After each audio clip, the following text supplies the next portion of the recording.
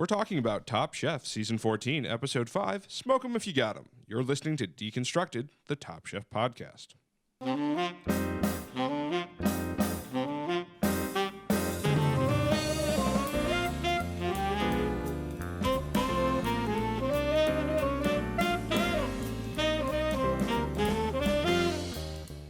Welcome to the only podcast that breaks down the food of Top Chef. I'm Sam Chen, and with me is my insatiable co-host, the always hungry Peter Lederman. What's on the grill tonight, Peter? It's New Year's Eve. So, nothing? Nothing on the grill. Nothing on the grill. Nothing Okay. on the grill. I think I'm going to make some really nice tagliatelle with some really good mushrooms. Ooh. And only because my wife really, really loves that. Okay. Well, there you go. Yeah, and we'll have a bottle of champagne. Champagne? Champagne. Yeah. And, we'll see what else happens. Yeah, it should be good. So I feel like the affectionate name that I pulled out of this week's episode as a quote is, it has a beautiful Velvetta texture. And I got to say, that I do like Velvetta. I do not like Velvetta. Do you really like Velvetta? No. I'm the, cheesesteak with cheese whiz. Okay. I like and that. I know that's not the same as Velvetta, but it's pretty processed. Cheese whiz is super processed, but maybe I like it because it's with the steak. I don't know. Once you put that processed silken stuff with silken noodles, it gets a little bit one-note texture. Sure, I'm not eating blocks of Velveeta cheese. No, I mean even Velveeta cheese with the noodles. I think Velveeta cheese needs to go with coarse meat or something, or some bread, I don't know, something dry. Yeah. When you put it with those wet noodles, you get this kind of noodly mush mash thing. Why do I have to do it with noodles? Well, I don't know, Velveeta mac and cheese. Oh yeah, that's true.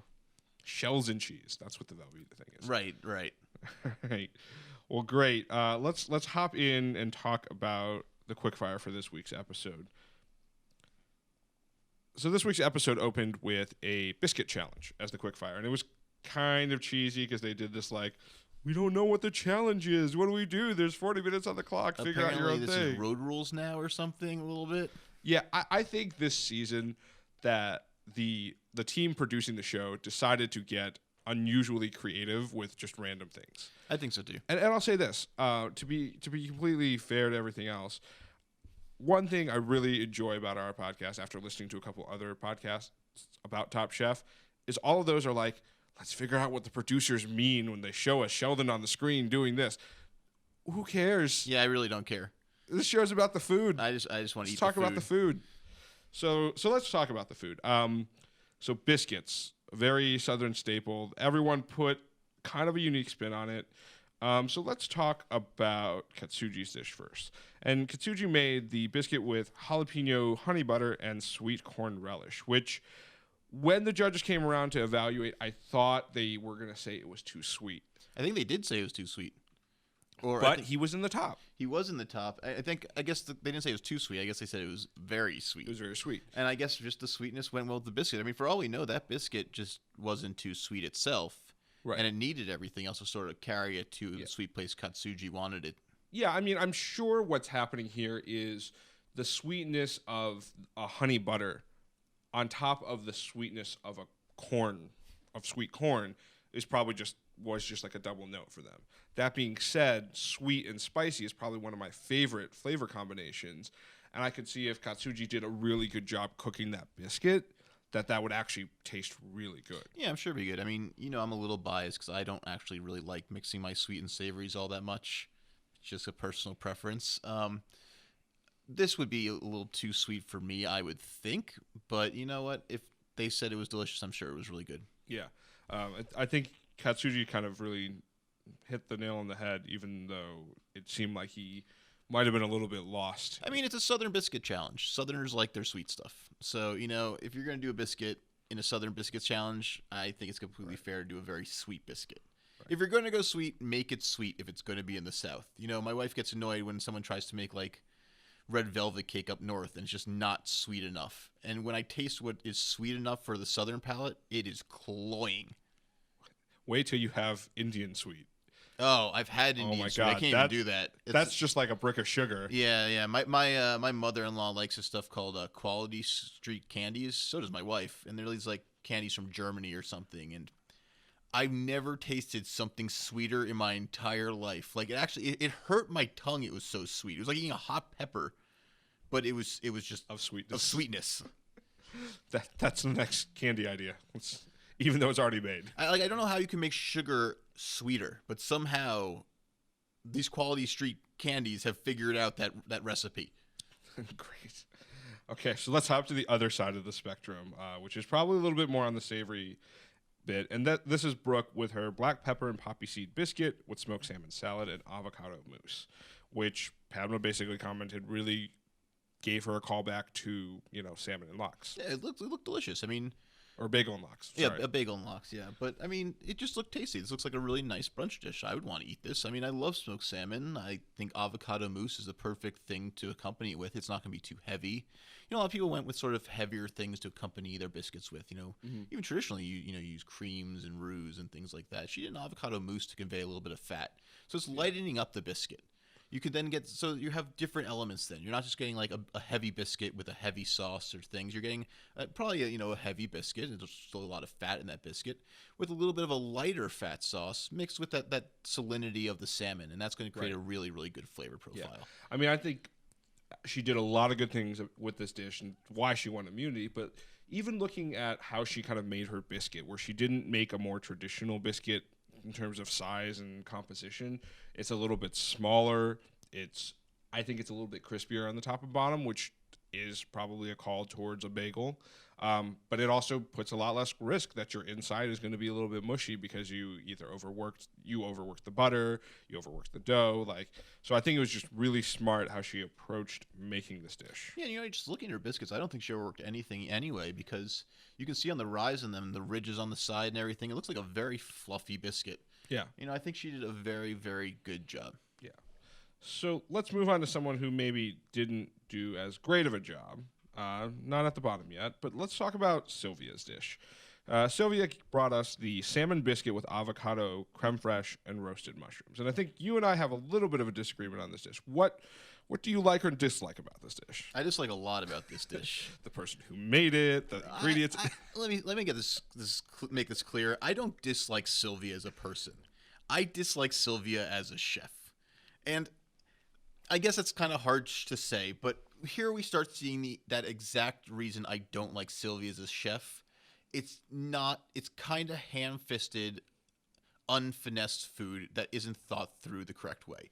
Whereas the biscuit dish we just saw had an avocado mousse, this has what looks like an avocado sludge mixture. It's not nice looking. I mean, we're looking at it right now on the screen. You can see the difference. That avocado mousse was fresh and light. This doesn't look like things that were supposed to be mixed with avocado. Honest. The thing we're looking at on the screen, or the close-up they had during the show, this looks more like a potato salad than the potato salad she made later. I don't even know what the hell this looks like. I mean, at least what that avocado thing looks like. I mean, Padma, I had a reaction to it immediately, and then right after I had a reaction to it, Padma had the exact reaction to it. Because I think she was mixing avocado, cream cheese, and roasted mushrooms in a blender.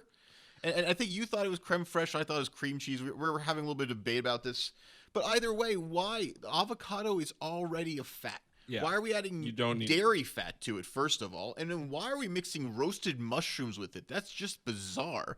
And those things don't mix well. They don't actually. I mean, I just don't mean they don't taste well. They don't emulsify well. They don't become together well. Yeah, it's hard because I think with a biscuit challenge, you have to look at it and say, okay, how much of it is a biscuit challenge versus a sandwich challenge with the bread being biscuits? And I think that's where I think some of them got caught up. I'm not going to say Brooks wasn't like that, but she did it in a subtle way. But Brooke had the mousse on the side with the smoked salmon. It was nice. It was like a dip for the biscuit. It was something to smear on the biscuit. Yeah. I mean, whether you're in the South or whether you're in New York, that term schmear still applies. I mean, they don't know the term schmear in the South. It's, Jewish colloquialism of my people up in New York. But you smear stuff on it. You can't. I'm sorry. This is just gross looking. Yeah. I think that's all it just comes down to. That avocado thing is not something I want to eat. Yeah. And she didn't come in the bottom, so I'm sure it tasted fine, I guess, at the end of the day. But that is not something any kind of seasoned chef, I think, would ever think to put together. Yeah, and I think if you look at this, after this episode, and, spoiler alert, she goes home, I think I finally start to understand why Sylvia like shouldn't be on the show, right? And Well, I understood that in the first no, episode. I agree, and I didn't, and I challenged you because I thought she was going to take certain concepts that she was more familiar with and adapt them into different situations and maybe add flavors that she was more familiar with. She seemed to be like one noting like, all right, what Italian thing can I make that's very similar to the challenge that I have now? Let me make that. Yeah. And that's only going to get you so far. It's not that I don't understand Sylvia's thought process. I just don't think there's enough of a thought process going on, really. I think she may have been a very good pastry chef. I think that's actually almost the sign of some very good pastry chefs that, they're very good at learning certain things and how to repeat certain things. But maybe they're not great at creating a recipe on the fly. Mm-hmm. They're going to research, how do I make this dough right? Maybe make the dough 30 times to make the right dough. This is a contest for someone who needs to nail it the first time. Right. And I'm not sure that maybe that's in the wheel. Maybe she spent so much time as a pastry chef that she just doesn't understand how to think as a culinary chef on the fly. Yeah. I just don't think anything that she's created here has either been... It's not even like things are disgusting because she's going out so far on a limb. Most of this stuff is just kind of boring, but just executed wrong on top of it. Right. It's under-seasoned and it's executed bizarrely.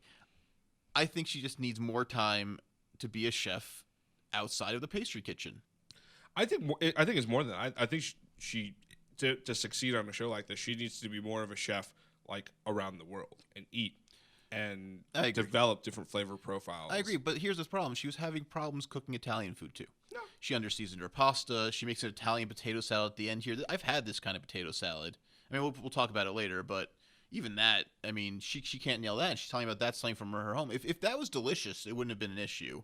She's not even making good Italian food. Right. So that's a problem. And Tom Colicchio is a very, very well-seasoned eater. That man knows his Italian food. Right. I'm not sure if I totally trust Gail Simmons. She's Canadian, but that's a joke. Actually, one of the best Italian restaurants I've been to in North America was actually in Canada. That's funny. But no, but these people know Italian food. I mean, Italian food is something that people who love food come to know very well quickly because it's a delicious food. Right. So I trust their opinions in saying that even her Italian food is not particularly good. Okay. Yeah, no, I agree with that. So let's go ahead and move on to the. Okay, I'm just gonna say. Let's go ahead and move on to the elimination challenge. And this elimination challenge was pretty interesting. It was a team barbecue challenge. So they kind of went around. They had to team up in groups of 4. Now, I thought it was really weird because maybe like no one's sponsoring knives this season, so they're not pulling things out of a knife block anymore. Like, why were they forming their own teams? Who knows? Maybe they want to make someone feel bad this season. Maybe they're hoping there's going to be some kind of. Oh, you mean when Emily got kicked off the team? Yeah, exactly. She wanted to be on? Yeah, exactly. Like maybe they should have picked 4 captains and had those 4 captains pick teams. Made someone feel really bad when they got picked last. Yeah, I mean, I think it. As much as I don't want to talk about the show as a show, I feel like maybe someone in the producing group is like, hey, we haven't like won an Emmy in a while, and maybe we're like off our game. Let's like shake things up. Yeah, maybe. And I just didn't like that. That being said, I thought the challenge itself was pretty well thought out and well formed.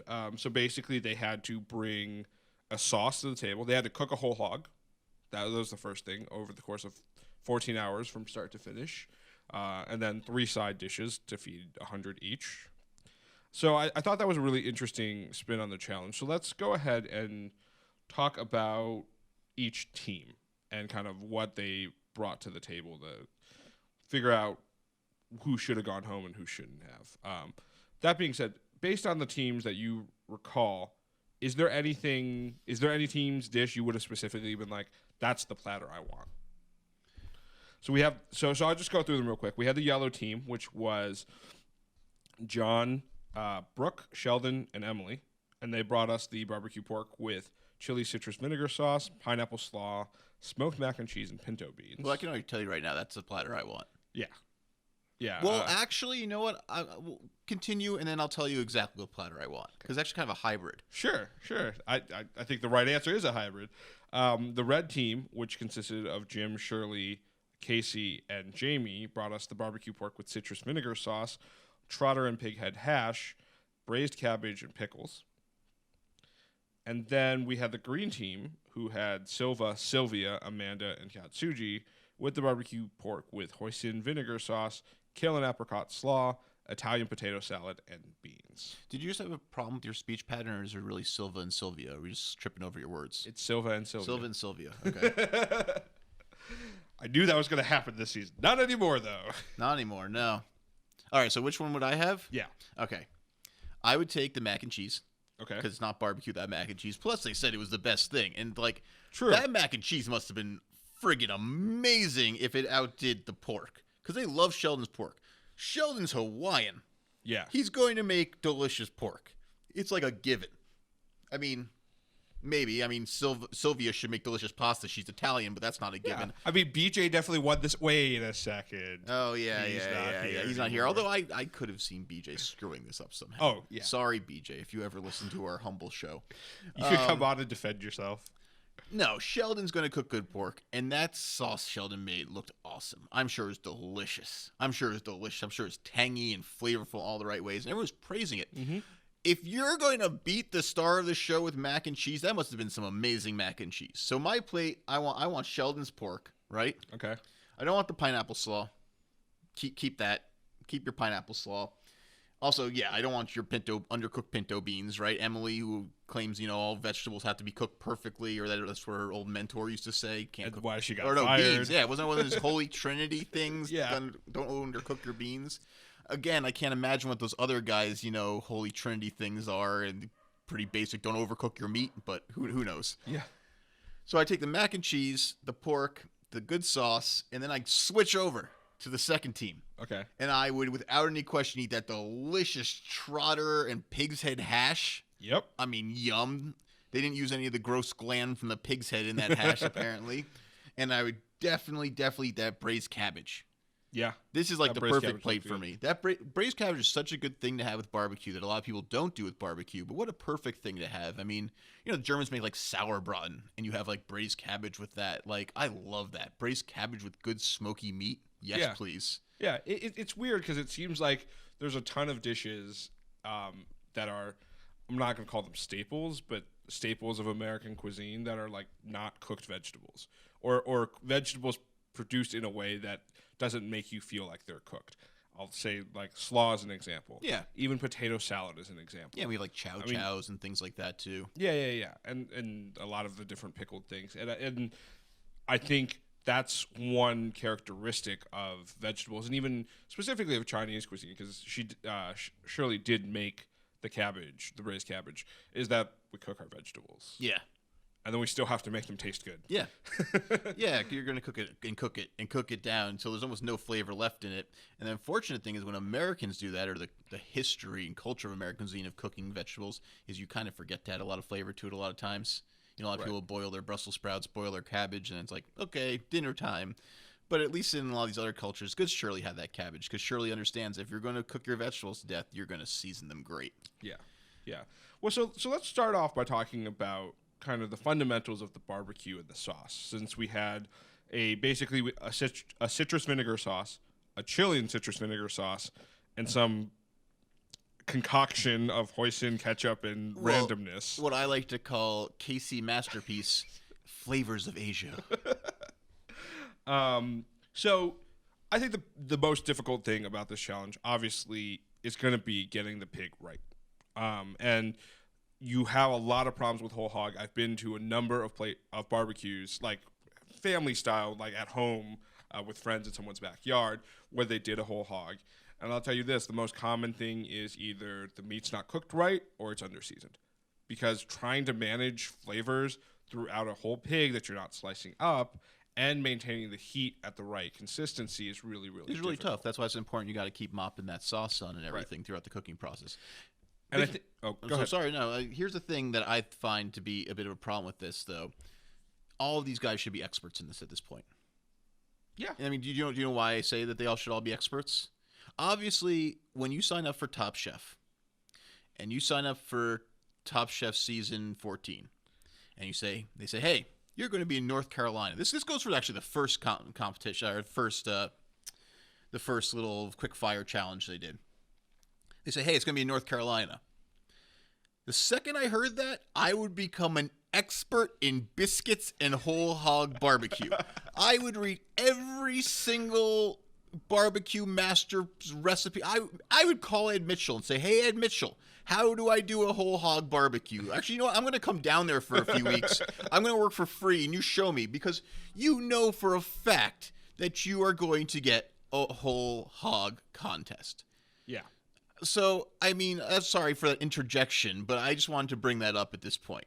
So I think we saw two teams that really knew what they were doing. They knew how to do low and slow. They knew how to keep the coals. No one seemed like they were panicking. And then we had a third team that seemed like they had never even thought that they were going to have to cook a whole hog on this competition. Well, and to be fair, I think a little bit of it is part of a trust factor too, right? It seemed like Silva had a better idea of the fundamentals of how to manage heat on that sort of grill or while doing a whole hog. And he had to come in after Katsuji had fucked it up. Yeah, he came in and took over because Katsuji was like roasting the hell out of this pig. Yeah.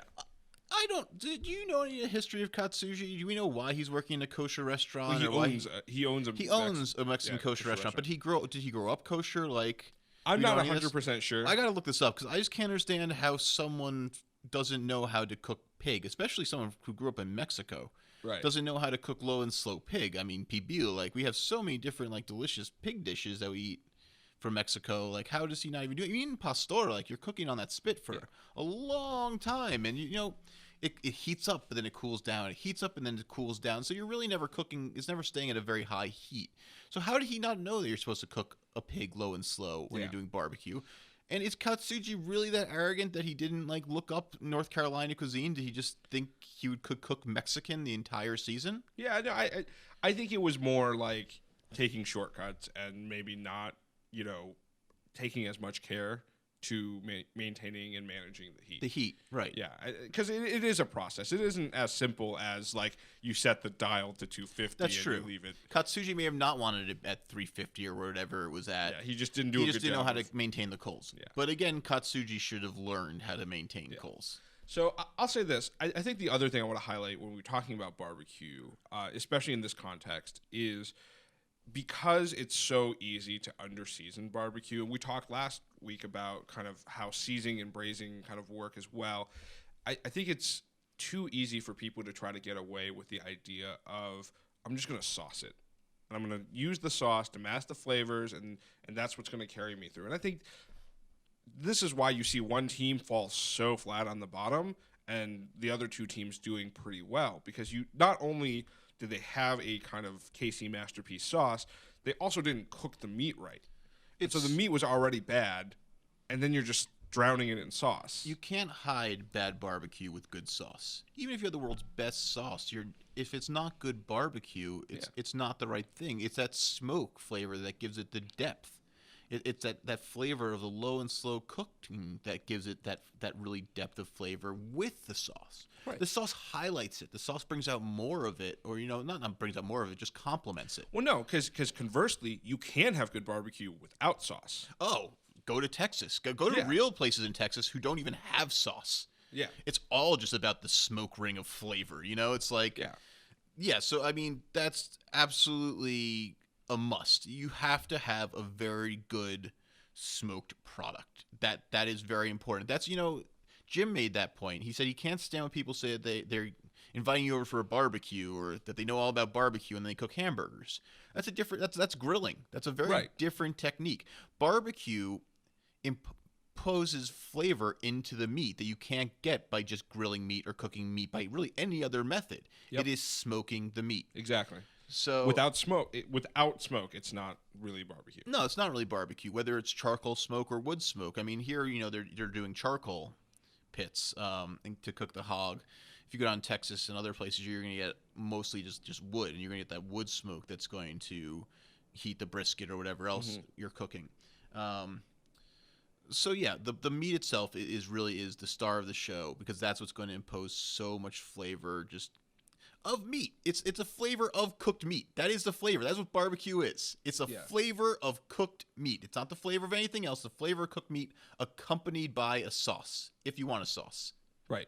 Exactly. And I think that's the point that some people hit and others didn't. So let's talk about a couple of things on this yellow team's dish. And really, all I really want to talk about is the mac and cheese, right? So we had a little bit of a panic from John 5 hours out that there was no AP flour. He couldn't make the roux the way he normally wanted to, and Katsuji happened to bail him out with some xanthan gum. So you've told me your story of fancy mac and cheese to how you usually do mac and cheese now. Why don't you tell us what John was going for and why you might not need to go that far just to have a great mac and cheese? Well, John, I think, is really showing his chops now, too. I mean, that's kind of cool to watch. John is showing how seasoned of a chef he is. He knows exactly the chemical reactions of different things together. But I don't think John needed to go as far as he did. When I do mac and cheese, sometimes if I'm feeling kind of lazy, and sometimes I just do it now just because it's delicious, I really just cook the pasta, add some milk, and maybe a little bit of cream to it and some butter. And then I just whisk in a little bit of cheese, a little bit more cheese, a little bit more cheese until the cheese itself thickens up the sauce. Right. So I'm basically making like Italians will make cacio e pepe. It's like I'm just using the cheese to thicken up the sauce a little bit more and a little bit more and a little bit more. I don't really see the necessity for a bechamel or a roux as much anymore. The thing is, my kind of mac and cheese, if you keep it for a few days, there's a good possibility it's going to separate. It's really good to eat right away. You need kind of the roux to make a mac and cheese that's going to last. But in this case, I don't think that was the case. With that said, John knocked it out of the park, it looks like. Yeah. And that looks like a very, very cheesy, good mac and cheese. And most mac and cheese are made with the roux. So you can do what I do if you want something quick and tasty and really good. And I think is actually excellent. Mm-hmm. But I think what John did, he did the more traditional mac and cheese. And he figured out how to do it really through chemistry and just knowing how things work in the kitchen together. Yeah. I was also really impressed with even the technique that he used for doing it, because he did end up using basically like a hotel pan after a lot of it cooked to get it in the smoker to get that smoked flavor, right? What a cool thing, right? Yeah. That just makes a lot of sense. So sometimes when I'm doing barbecue, I'll add a little bit of like the barbecue sauce back into it or something into the mac and cheese, or maybe you cut up a little bit of the barbecue to get that barbecue flavor into, which is nice. It's nice to have all that. I love that he put it in the smoker itself. Yeah. That's really cool. That's really cool because you're not just reusing other flavors. You're kind of bringing a whole new characteristic into it and subtly referencing the other flavors of the dish. Right. Without so ham-fisted as I've done it in the past, of just adding some of the barbecue to it. No, this is much more elegant. Yeah. I think this is great. Yeah, I actually feel like I need to take out my smoking gun and use it on some mac and chease. Yeah, to simulate it. Really smart. We're seeing a really cool John Tazar this season. Yeah. No, it's great. So let's go ahead and move on to the red team's dish, and the couple high notes here I think really are. I'm sure the sauce was on point, the meat was on point, but that trotter and pig head hash alongside those braised vegetables. That was the highlight for me, was that trotter and pig head hash. Oh yeah. I think Jim just keeps knocking out of the park, but Jim is a southerner. Jim knows this modern southern cuisine. I think where we see Jim falling down a little bit was in the first round where he cooked the scallop on both sides. That's a little bit of a no-no. We talked about unilateral cooking. We were talking about it before we were recording the show. And you unilaterally cook things because you want it to at least have some crispiness, but you don't want to overcook it. If you're putting crispiness on both sides of the scallop, you're guaranteed to overcook that scallop. So Jim, I'm going to say I don't think Jim is a Michelin kind of chef, but Jim is a very smart Southern comfort modernist chef. Yeah. And this was the kind of dish that was right up his alley. And it's really interesting to me because I feel like Jim keeps getting in the show, gets a lot of credit for having a good knowledge of food, right? And maybe he can't execute as well or be as creative, but his food knowledge is there. And so I could easily see Jim making it at least to the halfway point of the season, if not a little bit further. I don't think he makes it to a final. Maybe he gets eliminated at the halfway point, but I think he does pretty good. And I'm also really impressed because he still tends to use all sorts of different parts of different things, right? He's using the trotters and the pig head here. Right. Which I'm sure do have their own flavors that impart things, but he could have made it with something else and still made it tasty. So I guess I'm kind of impressed, with how he's using all the ingredients. And he knew how to use the pig's head correctly too. Like I said, he's a very good modern Southern chef.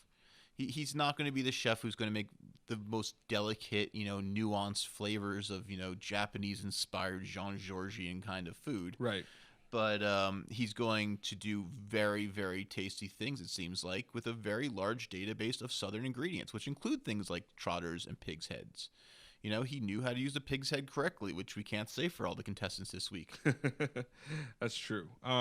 We've already kind of talked about the braised cabbage. Is there anything else you want to talk about as far as the cabbage goes?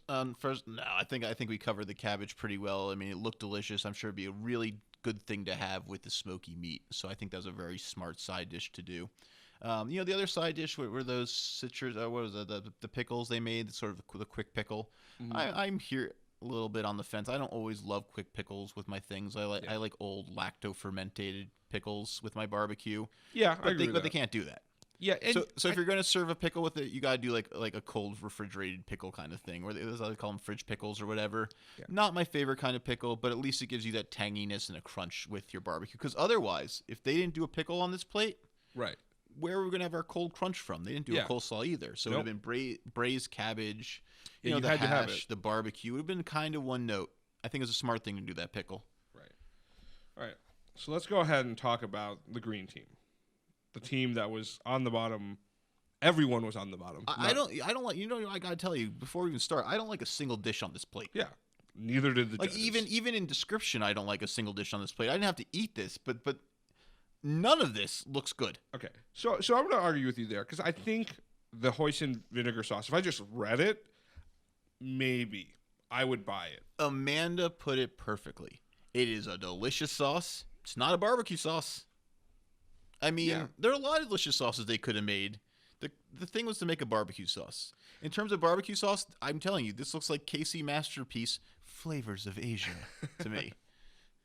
No, I see. Here's the thing. I heard him say something along the lines of like, oh, we added the Asian flavor to kind of give it the texture and then maybe a little bit of spice. Like most hoisins just don't have a level of spice that's enough to be a counterpoint. Most hoisins are pretty just darn sweet. That's kind of like what they are. I mean, like, sometimes I think Silva needs to say, let go of my Jean-Georges-ness. Like I'm not going to do everything Asian-inspired. I can think on my own a little bit. Not everything needs to be for my mentor. Yeah. I think the bigger point on that, for me, was what Tom said during the show. He was just like, all right, so you really like the flavors of you really fell in love with Rodney's sauce, and then you like cheated on it with someone else. Like, you didn't really take what you liked and develop on it. You took it and tried to do something else with it.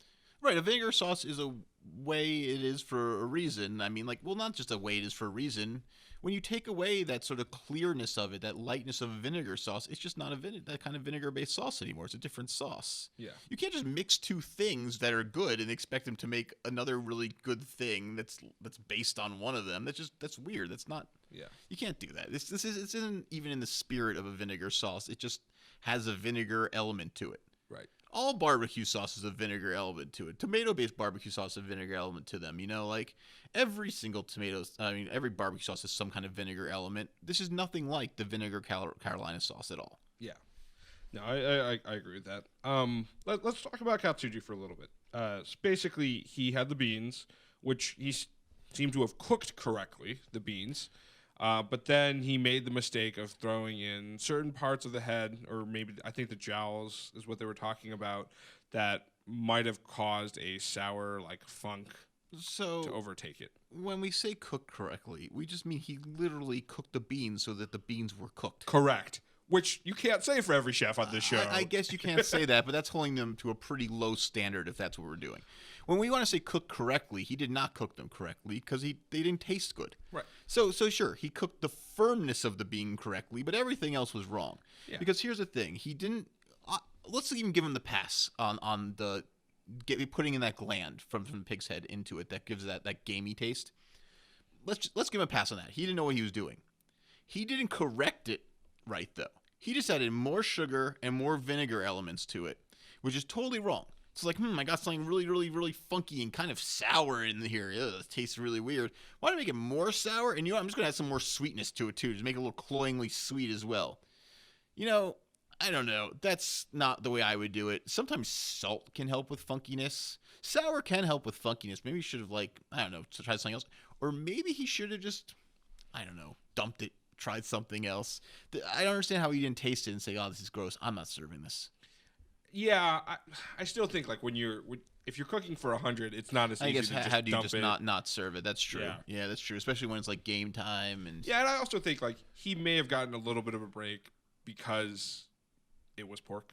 Like, I'm not going to say Silva didn't deserve to go home, but I do think, if this were top 5 or top 6, he would have gone home for it for sure. Yeah, and I think we're also seeing something where they factored in a little bit of the quick fire too. Yeah, because they liked his quick fire. He was in the top, and Sylvia's again looked not very particularly inviting. I still don't know what Amanda did on this one. I don't know what Amanda did either, except for make a coleslaw that did not look good at all. Kale and apricot?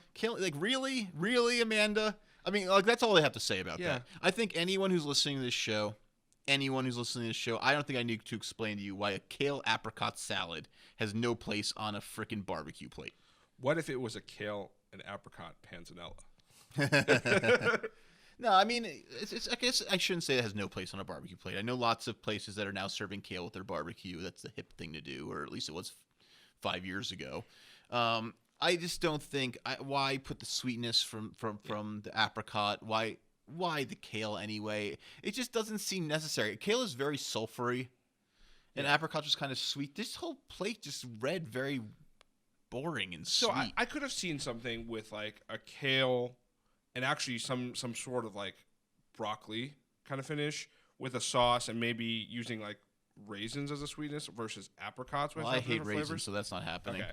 Yeah, I'll say this. Like one of the barbecue places in Orlando that I frequented a lot did a kind of mixture where like they just took the little head parts of a broccoli and mixed it with a sauce that had raisin and bacon in it. Oh, I've seen actually it's done in a lot of like sort of southern places or barbecue places, like and a broccoli salad. And to me, that would have been a good point, even to mix in with something like kale. I just think this is an amalgamation that should not exist on this plate. So let's say this isn't even something that shouldn't exist, right? It's still a boring dish. This is still Top Chef. Like that is not an exciting thing. That's like a kale and apricot like slaw. Like, come on. Like I could see that as an accompaniment to something else that you're cooking. But if that's your dish to prove that you're a Top Chef, that's not a Top Chef dish. But see, here's the thing. I think you missed this. In the car, Amanda was like, I want to do a potato salad. And then Sylvia was like, I'm going to do potato salad. I did miss that. Yeah. That would have probably worked out a lot better. I think so, too. Let Amanda make potato salad. I think so, too. And this is the second time we've seen Amanda, like, kind of sulk. She didn't sulk this time. In the first episode, she sulked for not getting whatever thing she wanted to make in that whatever dish. No, it was the third episode that happened. So let's round it out with Sylvia. Is there anything more to say than what we haven't already said? There's a lot more to say about Sylvia's dish, actually, because I've had this dish. I've had potatoes with salsa verde a lot. You know, I make this at home. This is one of my favorite things. I'll boil potatoes, I'll let them cool, and I'll toss them with a really good green sauce. I love it. I don't think the addition of the peppers or the tomatoes was tomatoes or peppers that she put into it. I can't really tell. Whatever it was, first of all, I don't think that belongs. I think that's going to add a sweetness that doesn't belong in that dish because I want that dish again. You know why? Why are you adding something sweet to this to round it out or something? I don't like it like that. I mean, I know she's Italian. I feel bad. I'm not Italian. I mean, I'm not from Italy. I've gone to Italy many times. I have friends who own a restaurant in Italy. I grew up actually with friends who owned a restaurant in Italy. They're no longer around, but like I love Italian food. And I don't see the point of putting such a spin on some of these things that are very, very good already. So I'm not sure why she added the sweetness of either tomato or pepper to it. On top of that, she doused it. It looks so heavily dressed. Yep. Like so heavily dressed. And those potatoes looked very soft too. So it almost looks like she made a mush salad. It doesn't look like that good Italian potato salad with salsa verde. It looks kind of mushy. So we're running into something again with Sylvia. Not only did she make the wrong kind of potato salad, and again, I don't care if she's Italian. If you know that you're going to be doing a competition in North Carolina, she hasn't been living under a rock. She should have looked up how to make North Carolina type cuisine. She should know the kind of potato salad that they eat.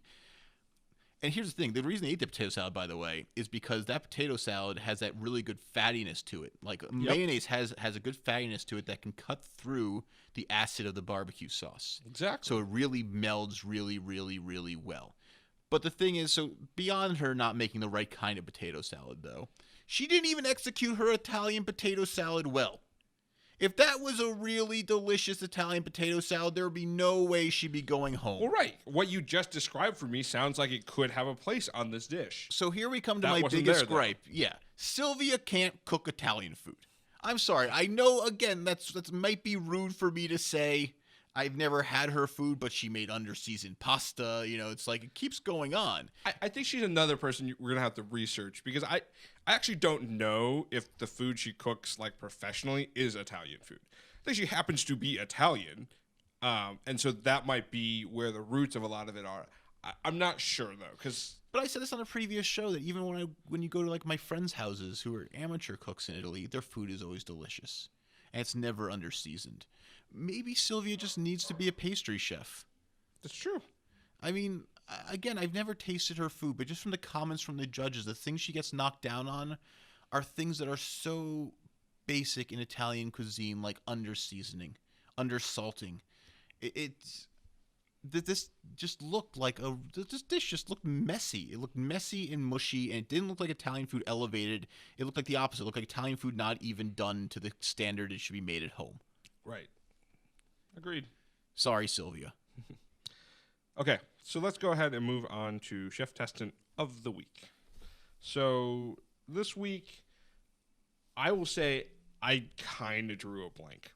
I'm not 100% sure who my Chef Testant of the Week was because there wasn't drama in the same way. There wasn't, like, do I really want to give it to, like, the John Katsuji combo again?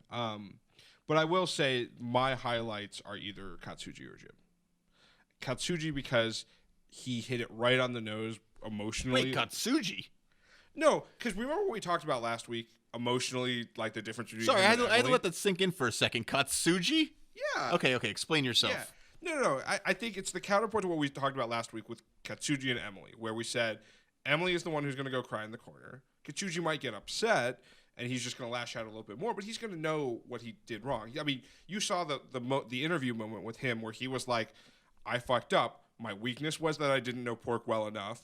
I did this problem. I think I let the team down. I did all of this. And you could see that he was in tears when he came to judges' table. And to me, like, there's one thing about being a jackass and just, like, sticking with that. There's another thing with being like, hey, I want to poke the bear, but I know when I done fucked up. So you like Katsuji because he showed his human side a little more this time. Well, I like Katsuji because we predicted exactly what would happen if he was at the bottom. Okay.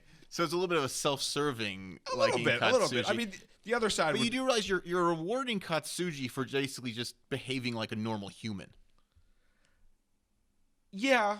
It's like you're saying you're the best because you're kind of now behaving normally like everyone else. So you're giving him an award just because he was a jackass and now he's getting a little bit better. But let's look at the history of jackasses on Top Chef, okay? Oh yeah, they're usually unaware. Not like that at all. No, that's true. But I think it's because Katsuji's aware. He's doing his shtick. We all love Katsuji's shtick. Katsuji knows we love his shtick. He's doing it. Guys like Marcel or that guy with the man bun, they have no idea that they're doing a shtick. They're actually crazy people who are totally self-unaware and think they're like, that's how normal humans, act. Katsuji knows he's being a bit of a jackanape. Yeah. No. I agree. So what do you have? Who's your chef test? Oh, I'm Sheldon. Sheldon. Yeah? Yeah. It just goes to Sheldon. Okay. Because out of everything that was eaten today, so I was going to give it to John because that whole thing is brilliant. But you know what? That's the obvious choice. Yeah. They picked John. Everyone's going to pick John. Good for John. John's really showing how much food knowledge he really has. That he really is one of the veterans. Maybe he didn't get far ahead because he was kind of a weirdly social dude. But yeah, this guy really knows his shit. I'm picking Sheldon because I wanted to eat Sheldon's pork and sauce so badly. I bet it was so good. The only thing during that whole episode that I made my mouth start salivating, like, hey, you know what? I might not record this podcast later in the day because I need to go eat right now with Sheldon's food. Yeah. So I'm giving it to Sheldon. I bet that pork was great. Sheldon came back too. Sheldon wasn't even. there have been so many times where we've seen contestants who like, oh, I cut my finger. Or, ooh, I have heat stroke. I'm going to miss all of the hard parts of the competition, hoping that I don't have to deal with them. You know, big baby things. Sheldon came right back. Yeah. He got a spinal injection, probably some I mean, Percocet. herniated disc isn't a nothing ailment. That's a serious thing. He dealt with it. He got back on, and he cooked a freaking whole hog, made a delicious sauce. It's not like he did light lifting. You know, so here's the thing. Sheldon goes off, right? Slips his disc, gets spinal injections, right? Amanda, nothing happened to Amanda. She made a kale and apricot salad, and this man made a whole hog with delicious sauce. I mean, come on. Sheldon gets it for me, period. Yeah. Okay. All right, great. So let's move on to predictions.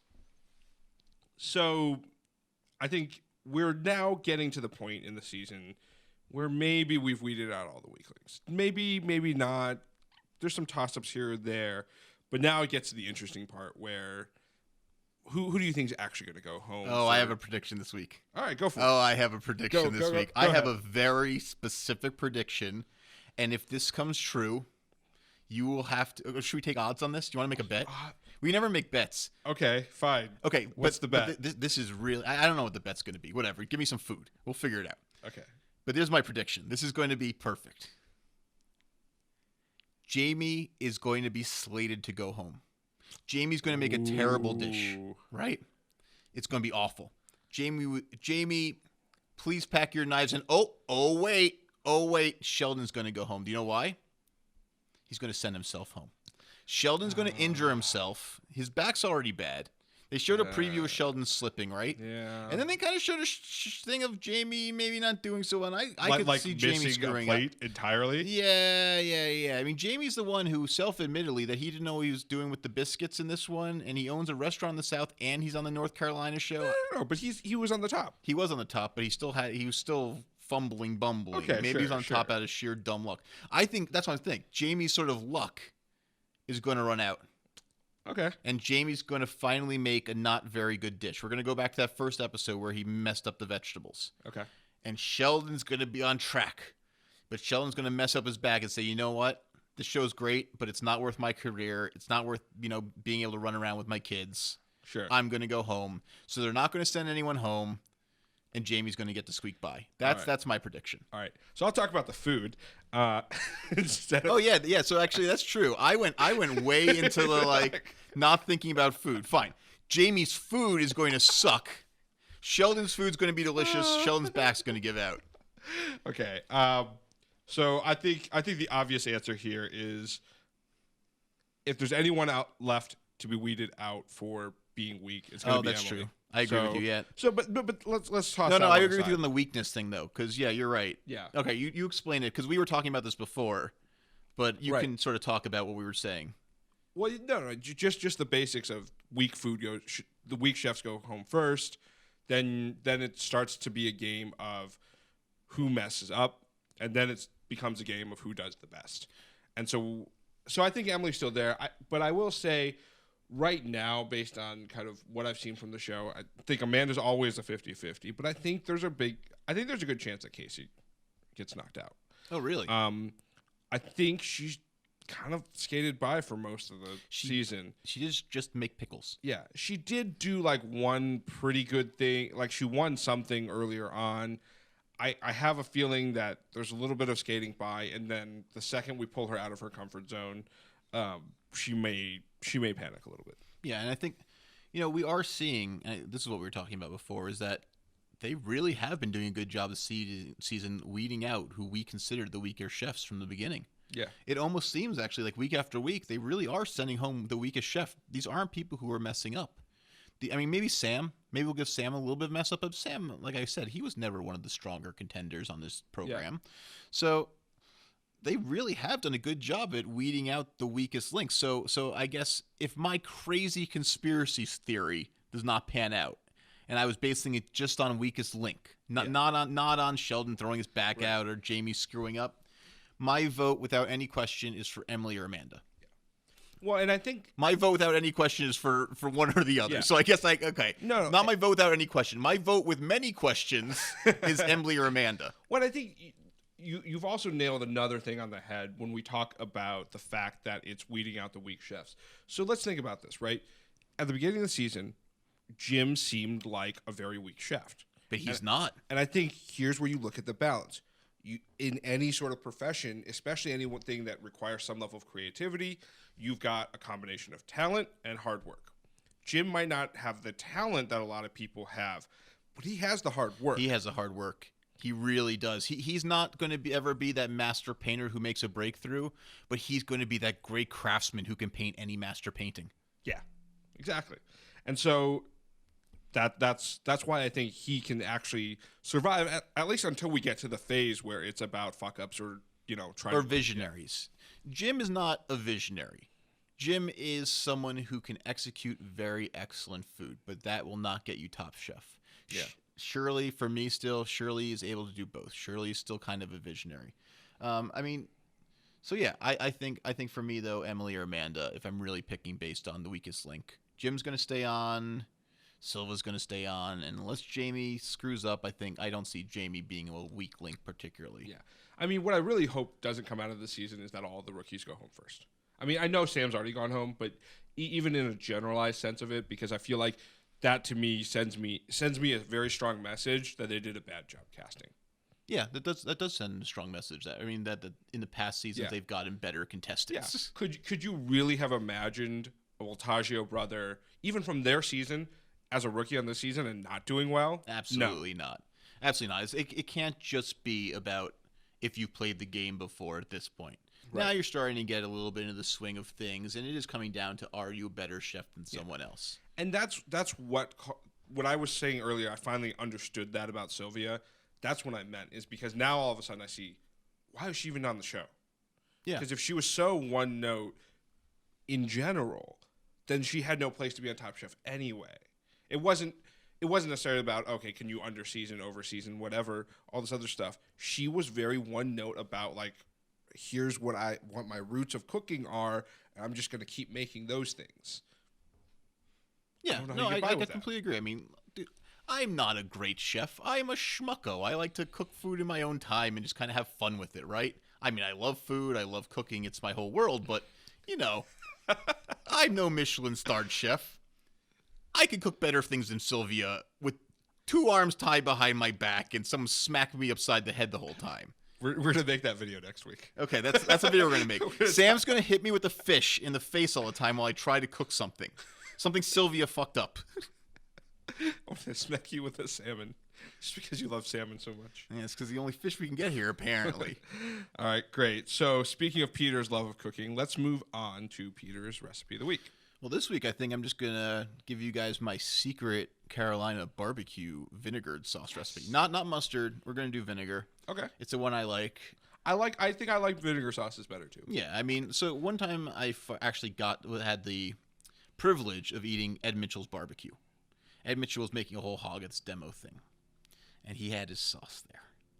It is the most wonderful sauce I've ever had in my life. So, of course, I had to go home and try to recreate this for my own thing. Sure. And while mine pales in comparison to the Godfather Ed Mitchell sauce. I mean, mostly because I think maybe he puts a little bit of himself in it. Literally, like maybe his sweat goes into it or something. That's a secret ingredient. Who knows? But I'm going to give you guys my closest take on it, or my twist on it, let's say. Yeah, great. Yeah, I'm looking forward to it. Maybe I'll make some barbecue alongside that. We can sauce some meat. Yeah, just so everyone knows, Sam makes amazing barbecue, like really good brisket, really good pork butt, and all this stuff. Yeah. So yeah, I'll make a big gallon of sauce if you bring the barbecue. Nice. And we'll have a little party. That'll work. All right, so that's it for this week's episode of Deconstructed.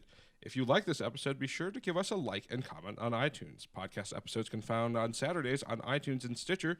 Peter's Recipe of the Week can be found on our blog at nkrn.org/deconstructed on Mondays. And we'll also have videos of Peter's Recipe on Wednesday. As always, you can tweet comments, questions, and complaints to us at DeconstructPod. Unlike Sylvia, you don't have to pack up your knives and go, but you can't stay here. Goodbye, 2016. Have a very, very happy New Year's, and make sure you don't go to Times Square because it's horrible. Deconstructed, the Top Chef podcast, is brought to you by the Nerdy Nights Network. For more great content, visit nkrn.org. Our theme music was brought to you by podcastthemes.com. If you're interested in becoming a sponsor for the show, please tweet at us at nerdy_nights.